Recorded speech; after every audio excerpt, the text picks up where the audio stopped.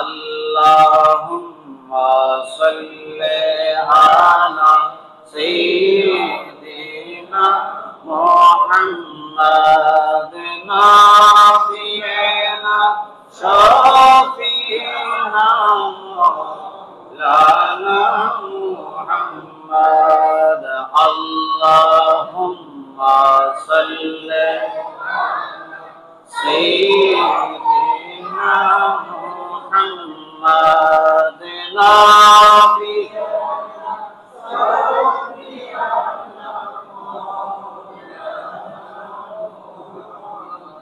साथ हक है तबे जुदा है साथ महबूबे खुदा जो फरमाने इलाही वो है फरमाने रसूल अल्लाहुम्मा सल्ली अला सय्यिदिना मुहम्मद नबी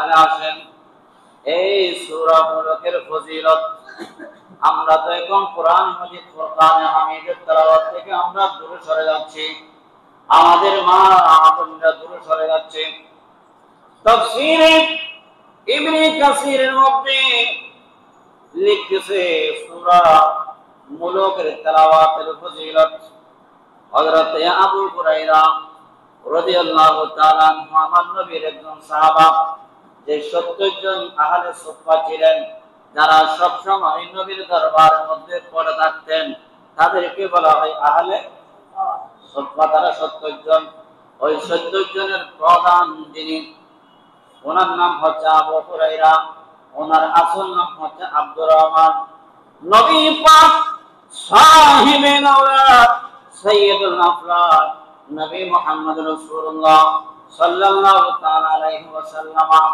আবু হুরায়রা বিলাল বাবা মহব্বত করে রাখার কারণে ওই দিন থেকে তার নাম আব্দুর রহমান আর নাই সবাই আবু হুরায়রা হিসাবে তাকে চিনেন এবং ডাকেন জোরে বলেন সুবহানাল্লাহ এই আবু হুরায়রা বলতেছে সূরা মুলকের ফজিলত আবু হুরায়রা উনি বলেন আমার নবী সরকার মদিনা আকা মাওলা নবী কামলে ওয়ালা নবী ইরশাদ করেছেন ও আমার উম্মতরা ও আল্লাহর বান্দারা শুনো শুনো কোরআনে মাজিদ ফুরকানে হামিদের মধ্যে এমন একটি সূরা রয়েছে এমন একটি সূরা আছে যে সূরার আয়াত হলো 30টা কয়টা 30টা আয়াত ওই 30টা আয়াতের সূরা এটা কিয়ামতের ময়দানের মধ্যে আল্লাহর কাছে সুপারিশ করবে আল্লাহর কাছে সুপারিশ করবে যতক্ষণ পর্যন্ত ওই বান্দাকে বেহেশতের মধ্যে ঢুকাই দিতে পারবে না ততক্ষণ পর্যন্ত ওই সূরা মুলক ওই আল্লাহর বান্দা যিনি সূরা মুলকে তেলাওয়াত করেছে দুনিয়াতে ওদের তার পক্ষে হয়ে আল্লাহর দরবারের মধ্যে ফরিয়াদ করবে ও আবেদন করতে থাকবে কতক্ষণ যতক্ষণ পর্যন্ত সূরা মুলকের তেলাওয়াতকারীকে বেহেশতের মধ্যে ঢুকাই দিতে পারবে না ততক্ষণ পর্যন্ত বলতে থাকবে সুবহানাল্লাহ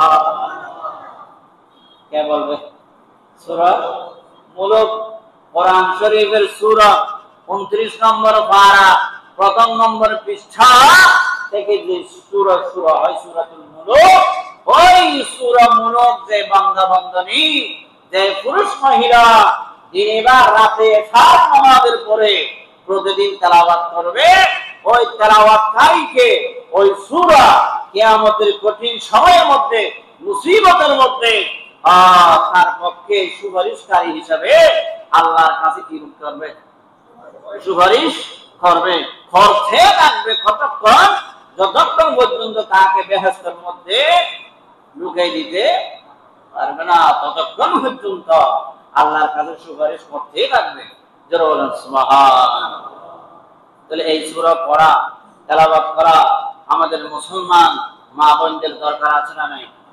তোর বলেন না, আছে না নাই? তাহলে তাহলে কোরআন শরীফ শিখতে হবে না? কোরআন শরীফ পড়তে হবে। কোরআন শিখার জন্য বুড়া লাগে না, যে কোনো বয়সে কোরআন শিখা যায়। ইচ্ছা থাকতে হবে, এরাদা থাকতে হবে।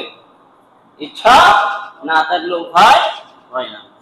এরপরে আরেকটা হাদিস, হযরত আব্দুল্লাহ ইবনে আব্বাস রাদিয়াল্লাহু তাআলা উনি বলেন, আমার নবীর একজন সাহাবা যিনি জঙ্গলের মধ্যে একটি তাঁবু কি তাঁবু থাকলেন, স্থাপন করলেন আর কি। তাঁবু কোথায়?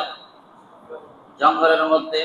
আমার নবীর সাহাবা আব্দুল্লাহ ইবনে আব্বাস রাদিয়াল্লাহু তাআলা বলেন, আমার নবীর সাহাবা এটা থাকার জন্য ওই জঙ্গলের মধ্যে উনি একটা তাঁবু স্থাপন করলেন।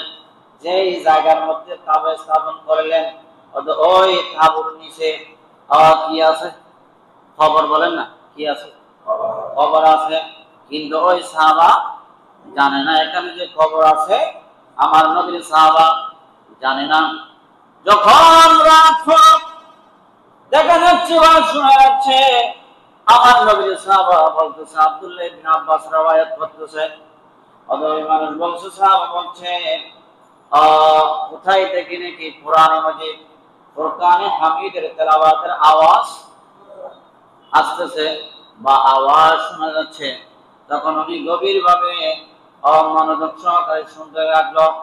উনি কিছুক্ষণ শোনার পরে বুঝতে পারলেন ওই কোরআনে মাজিদ ফুরকানে হামিদ, যেটা আল্লাহ পাক রব্বুল আলামিনের তরফ থেকে হায়াতুন নবীর উপরে নাযিল হয়েছে। এই 30 পারা কালামুল্লাহ শরীফের 29 নম্বর পারার শুরু থেকে যে সূরা আছে, যে সূরার নাম মুলক, ওই সূরা মুলকের তেলাওয়াতের আওয়াজ আসতেছে। সুবহানাল্লাহ। এই কিসের তেলাওয়াত? কোথায় থেকে? কবরের ভিতর থেকে তেলাওয়াত আসতেছে। তখন ওই মানুষ চিন্তা করলো, তাড়াতাড়ি তার তাঁবু উঠিয়ে ফেললেন। উঠিয়ে ফেলে তখন ওখান থেকে তাড়াতাড়ি চলে আসলেন। এসে হায়াতুন নবী জিন্দা নবী কামলিওয়ালা নবীর দরবারে এসে, আসসালাতু ওয়াসসালামু আলাইকা সাইয়্যিদি ইয়া রাসূলুল্লাহ, আসসালাতু ওয়াসসালামু আলাইকা সাইয়্যিদি ইয়া হাবিবাল্লাহ, আসসালাতু ওয়াসসালামু আলাইকা সাইয়্যিদি ইয়া রাহমাতাল লিল আলামিন। ও প্রাণের নবী, মায়ার নবী, আমার একটি ঘটনা ঘটে গেল। আমি গতকাল জঙ্গলে গেলাম, পাহাড়ে গেলাম, ইয়া রাসূলুল্লাহ ইয়া হাবিবাল্লাহ, এখানে একটা ঘটনা ঘটে গেল। হায়াতুন নবী বলল, কি ঘটনা?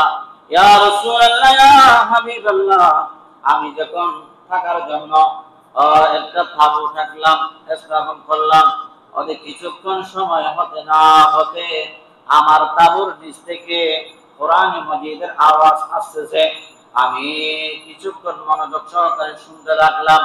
আমি শুনে বুঝতে পারলাম এটা কোরআন মাজিদ ফুরকানে হামিদের সূরা মুলকের তেলাওয়াত শুনতেছি। সুবহানাল্লাহ। ইয়া রাসূলুল্লাহ, তখন আমি আমার তাঁবুটা কি করলাম? উঠিয়ে ফেললাম। এরপরে আমি দূরে দূরে আপনার দরবারে আসলাম। কি ব্যাপার? তখন হায়াতুন নবী, আমার নবীর সাহাবার জবান থেকে ওই কথাগুলো যখন শুনলেন, শোনার পরে হায়াতুন নবী বললেন, আমার সাহাবা শুনো, তুমি যেখানে তাঁবু স্থাপন করেছিলা ওখানে তোমার তাঁবুর নিচে কবর ছিল। ওই কবরের মধ্যে নেককার বান্দা ছিলেন, কোরআনের পাখি ছিলেন, কোরআনকে মহব্বত করে, কোরআনকে তেলাওয়াত করে এরকম একটা ব্যক্তি ছিলেন। ওই ব্যক্তি কোরআনে মাজিদের সূরা মুলক প্রতিদিন রাতের মধ্যে তেলাওয়াত করতেন। উনি দুনিয়া থেকে যাওয়ার পরেও খবরের মধ্যে সূরা মুলক তেলাওয়াত করতেছে। সুবহানাল্লাহ। সূরা মুলক তেলাওয়াত করতেছে কোথায়? খবরে।